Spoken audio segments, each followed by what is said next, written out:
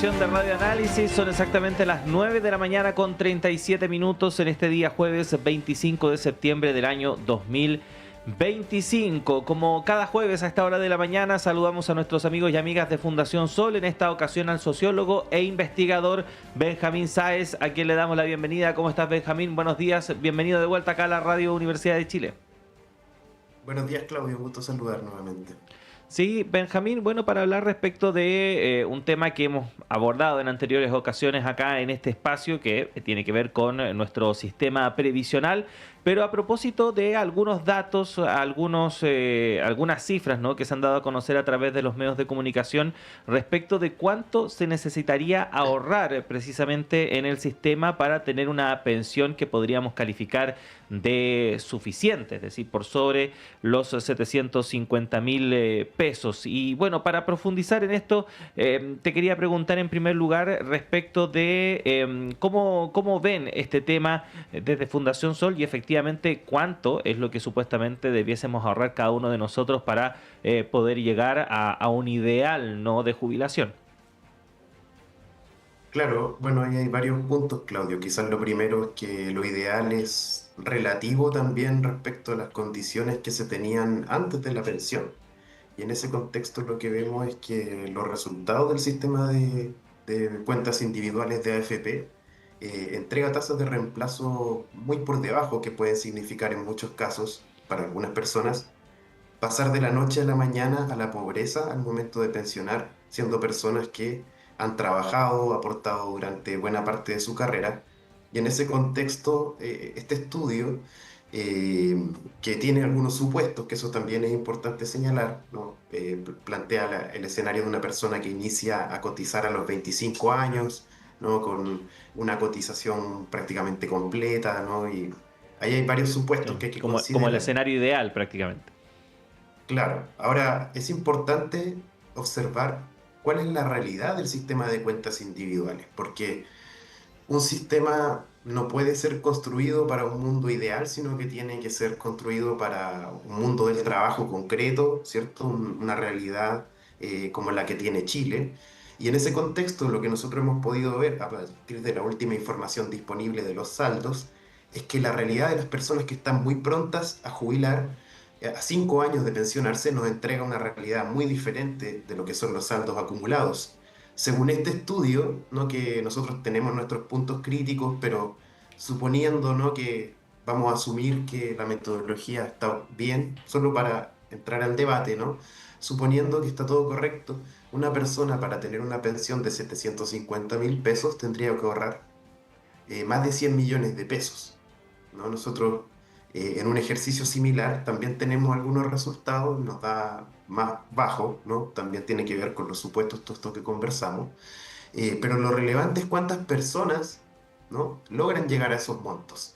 Y, por ejemplo, para las mujeres que están próximas a pensionarse, es decir, entre 55 y 60 años, prácticamente un 3,5% solamente de las afiliadas en esos tramos de edad logran juntar 100 millones o más en sus cuentas de ahorro individual. En el caso de los hombres, la situación es similar, cerca de un 10%. Y desde nuestro punto de vista, eso traducido en un retiro programado, autofinanciado, ¿no? No permitiría superar los 500.000 pesos, 530.000 pesos, por ejemplo, en el caso de un hombre con cónyuge, porque también acá importan todos esos factores para el cálculo de la pensión, que lo hemos conversado en el programa, ¿no?, que hay muchos elementos que pueden afectar esos montos. Ujú.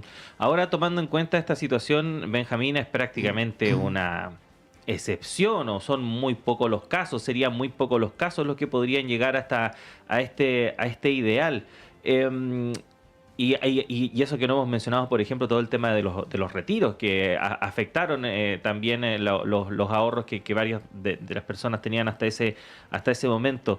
¿Qué nos dice esto del sistema previsional? Porque efectivamente uno, o sea, esto ya lo hemos conversado antes, pero cada vez aparecen más reafirmaciones en el sentido de que el sistema por sí solo es insuficiente, ni siquiera para dar pensiones mínimas, sino que para devolver algo finalmente a los trabajadores. ¿Qué reflexión podemos hacer a partir de ahí también respecto de la poca capacidad que hemos tenido para ir cambiando esta realidad más allá de medidas que sí se han tomado que provienen principalmente del Estado finalmente. Claro, acá, bueno, como tú señalas, es una excepción poder hablar de esos montos, y aún así para esos casos excepcionales uno podría poner en cuestión, ¿no? El tema de las tasas de reemplazo, o sea, proporcionalmente para ese grupo privilegiado, es un gran esfuerzo, ¿no? Aquí, por ejemplo, en este estudio mencionan para tener una pensión de 1,5 millones, por ejemplo, la persona tiene que ahorrar más de 200 millones de pesos a lo largo de su vida. Entonces, ¿cuál es la lógica, cuál es el sentido de tener estas cifras para luego tener estas pensiones? Y como tú bien señalas, actualmente prácticamente el 80% de las mujeres próximas a pensionar tienen hasta 30 millones, es decir, 30 millones de pesos o menos en su saldo de cuentas individuales. Y justamente lo que yo creo que tú pones acá un punto relevante, que es que acabamos de salir de una reforma, ¿no? Que sigue apostando por este esquema de ahorro individual.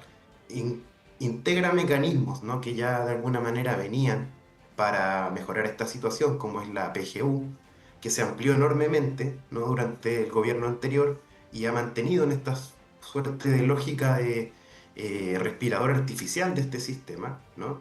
Y lo problemático de esto es que vamos a insistir en un sistema de cuentas individuales que no está permitiendo financiar una pensión suficiente. Y la gran paradoja de esto es que existen recursos, ¿no? En el sistema de pensiones para poder pagar mejores pensiones. Sin embargo, a lo que nos obliga este sistema de cuentas individuales es a mantener este dinero cautivo, ¿no? Durante la vida laboral de la persona, pero cautivo en el mercado de capitales, porque no es que este dinero esté guardado, sino que está ayudando, ¿no? A financiar a la banca, a grandes empresas, incluso al mismo Estado en algunas circunstancias. Ujú. Ahora, Benjamín, estamos en una situación, y de hecho lo hablaba Patricio en el bloque anterior con nuestros invitados, en el cual estamos experimentando un envejecimiento progresivo de la población. Cada década son más la cantidad de personas mayores de 60 años que están compartiendo este pedazo de territorio, ¿no? Y eso obviamente genera preocupación e incertidumbre porque estamos hablando de que el sistema no da el ancho con la cantidad de personas que son actualmente. ¿Qué va a pasar más adelante? ¿Qué va a ocurrir hacia el futuro si es que esta tendencia se mantiene? ¿Cómo ves ese escenario, Benjamín? Bueno, acá hay dos temas preocupantes. Uno, como tú bien señalas, es el envejecimiento poblacional, pero también hay otro factor que es bien relevante, que son los salarios. De alguna manera también vemos que los salarios han ido bajando de forma relevante, y hoy en día en países, ¿no? Que observamos como, entre comillas, más avanzados, ¿no? Como que generalmente se toman de ejemplo, lo que estamos viendo hoy en día es que incluso los promedios de pensión, pasó hace poco, ¿no? En Reino Unido, el promedio de lo que están ganando los pensionados es mayor al promedio de quienes están trabajando en la vida activa. Eso tiene que ver también con la migración, ¿no? Sobre todo en el norte global. En el caso de Chile, también hay elementos de ese tipo que inciden. Por lo tanto, acá en este estudio, por ejemplo, se pone el parámetro del millón de pesos, Ujú. ¿no? Uno, si mira lo que pasa con los salarios, ¿no?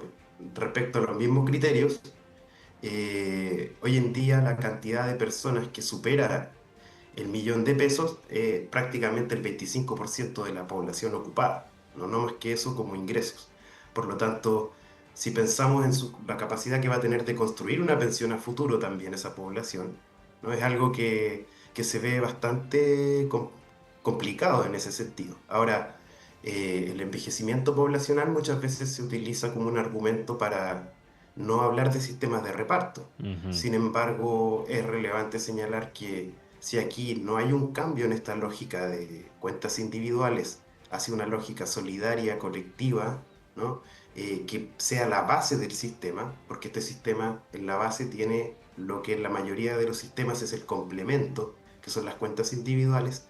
Si eso no está en la base, va a ser muy difícil, ¿no? Poder lograr pensiones suficientes, y no vas a tener, por así decir, un sistema de reparto quebrado, sino que vas a tener a millones de hogares de personas que viven de una cuenta individual en la quiebra total. Y además es paradójico porque justamente los sectores que se oponen a reformar el pilar contributivo hacia una lógica distinta a las cuentas individuales son los mismos que después reclaman por el alto gasto que implica la PGU para poder mejorar las pensiones. Entonces, se cierra el camino por el lado de la reforma contributiva y luego se trata de bajar al máximo el gasto cuando se gasta desde los impuestos generales para poder mejorar las pensiones. Entonces, se genera una camisa de fuerza en esa, ¿no? En esa lógica en la cual no hay salida. Y para nosotros la salida que está al alcance de la mano y que la mayoría de los países han utilizado es esta lógica solidaria y de reparto que puede permitir, ¿no? que colectivamente financiemos pensiones suficientes, que es lo que de una u otra manera hoy en día tiene urgencia. Y justamente el envejecimiento poblacional va a ir aumentando esta tensión y de una u otra forma en esta pasada, ¿no? Con esta reforma parece ser que no se cerró el tema previsional, ¿no? Hoy en día también se está discutiendo de forma importante sobre cómo va a ser la nueva inversión de estos fondos, los nuevos tipos, el cambio de fondos de multifondos a fondos generacionales, ¿no? Sin embargo, lo que vemos en el mundo financiero es que es muy difícil que se logre revertir esta baja en la rentabilidad de los fondos a nivel general, que es lo que explica en buena medida también el fracaso de este sistema, porque depende muy fuertemente de la rentabilidad de los mercados financieros.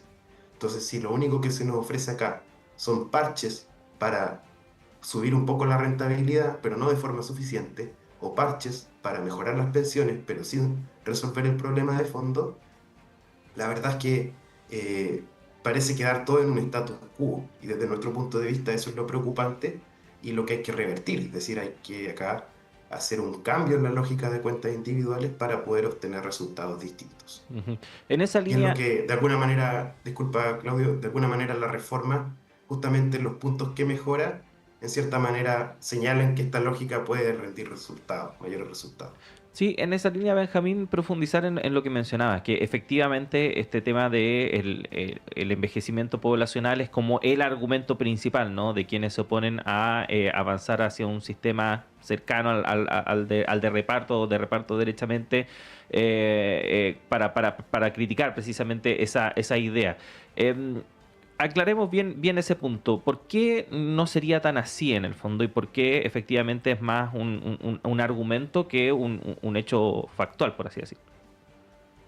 Claro, porque hoy en día vemos países con sistemas de pensiones en sociedades mucho más envejecidas poblacionalmente, podemos decir, pero que han ido encontrando los mecanismos para que su sistema de reparto sea sostenible. En general, los sistemas que tienen, los países que tienen un sistema de reparto toman un acuerdo, podemos decir un acuerdo social, ¿no? De que las pensiones son algo que se debe remunerar y que una persona que cumple cierta edad, ¿no? Que llega un momento de su vida en el cual ya aportó, ¿no? Con su trabajo a la actividad económica, ¿no? A una serie eh, de actividades, ¿no? Algunas remuneradas, otras no remuneradas, porque también está el trabajo que no se remunera, que no se reconoce y que es un trabajo fundamental, ¿no? Para que alguien vaya, llegue a su lugar de trabajo, tienen que pasar muchas cosas en el hogar, ¿no? Hay necesidades de cuidado, ¿no? Entonces, todos los tipos de trabajo. Y vemos que, por ejemplo, países como Japón, por ejemplo, que tienen un sistema de este tipo, logran incluso, y una sociedad muy envejecida, logran incluso mantener estas reservas técnicas que son, porque, por ejemplo, la propuesta de sistema de reparto de la coordinadora No Más AFP, que pudimos trabajar en conjunto, no es esta caricatura de que todo lo que entra de inmediato se paga en pensiones, que por lo tanto depende mucho de ese flujo, sino que es un sistema que puede generar una capitalización, pero una capitalización colectiva de los fondos. Desde ese punto de vista, es una lógica que no es esta mirada de entrada y salida de recursos solamente, sino que es un sistema que puede generar lo que se conoce como proyecciones actuariales y en función de esas proyecciones hacer lo que se conoce como ajustes paramétricos. Estos ajustes paramétricos son cambios en los beneficios, por ejemplo, o en los requisitos para acceder a los beneficios, como las tablas de pago, ¿no? La cantidad de años cotizados, eh, y que en el fondo pueden modificarse en virtud de asegurar la sostenibilidad del sistema en el tiempo, ¿no? Por ejemplo, disminuir algunas tasas de reemplazo para ciertos segmentos, porque acá también hay otro aspecto, que el sistema de reparto tiene otras funciones, además de que permite sostener a las personas mayores, permite también un efecto redistributivo. Por lo tanto, hay una solidaridad interna que ocurre, ¿no?, en ese sistema, que también permite mejorar las condiciones de quienes por ejemplo, no han podido contribuir mucho a este sistema, o no lo han hecho porque se han dedicado a un trabajo no remunerado, por ejemplo. Y tantas otras situaciones, como son las situaciones de trabajo pesado, por ejemplo, eh, u otras, que el sistema de reparto tiene muchas herramientas para poder, digamos, solventar. Sin duda que, y de dónde viene esta discusión, que al tener ese debate, ¿no?, colectivamente se pone sobre la mesa cuáles son las condiciones financieras del sistema. Por lo tanto, tú puedes debatir si eso es sostenible o no, cómo se puede mantener en el tiempo.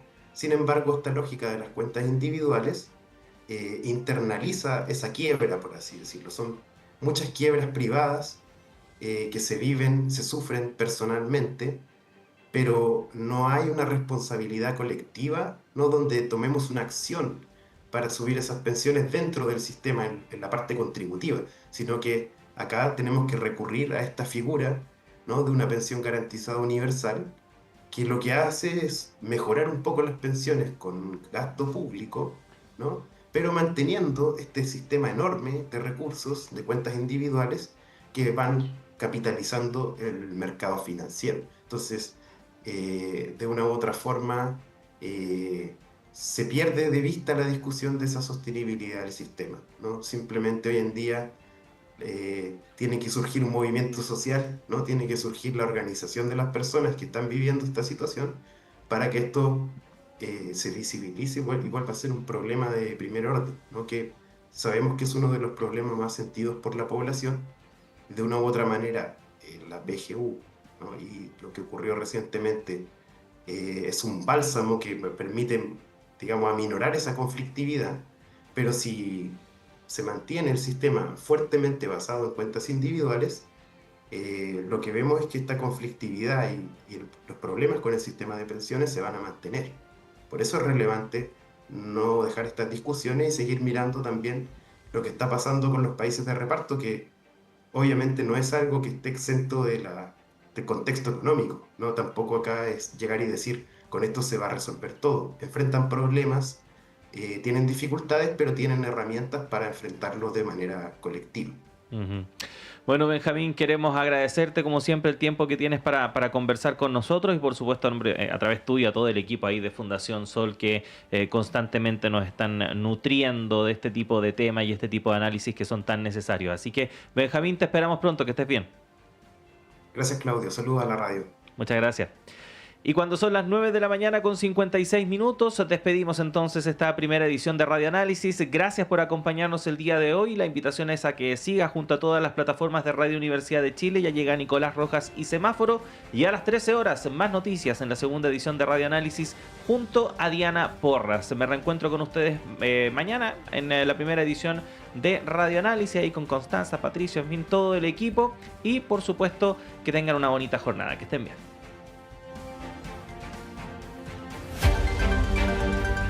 El Departamento de Prensa de Radio Universidad de Chile presentó primera edición de Radio Análisis, lo más relevante de cada jornada informativa con noticias, comentarios, análisis y entrevistas en una transmisión en línea con las radios que piensan. Radio Universidad de los Lagos de Osorno, 90.1 FM, Radio Universidad Austral de Valdivia, Radio UTA, 95.9 FM de la Universidad de Tarapacá, región